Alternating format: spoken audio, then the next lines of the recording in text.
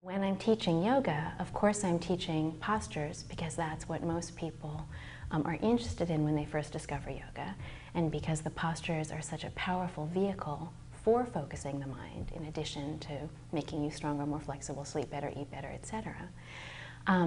But what I want to do is teach the postures in such a way that when people leave the room, when they get off their yoga mat, in addition to feeling physically better, they also feel mentally calmer and more focused.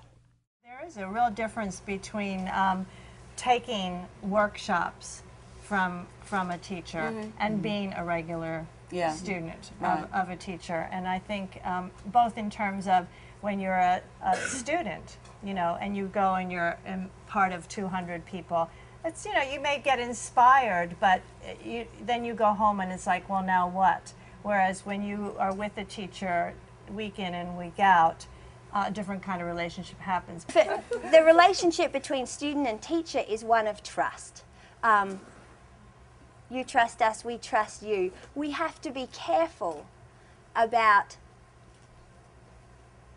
making private deals with clothing companies to pitch their stuff, because it undermines the relationship of trust between student and teacher.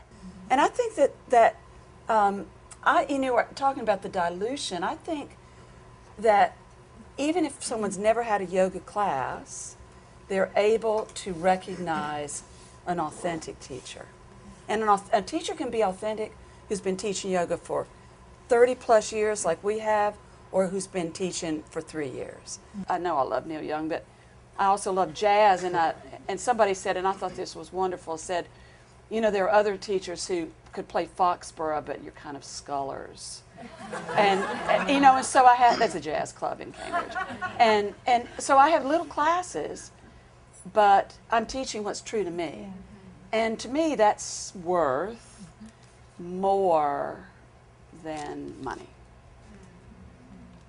And I just encourage young teachers to trust it. That the best thing that we can do as yoga teachers, we can't control what's happening. But what we can do is continue to study, continue to practice, teach what it is that we've experienced in our practice, teach what it is that we believe in, and I really feel then that the wisdom of yoga will prevail.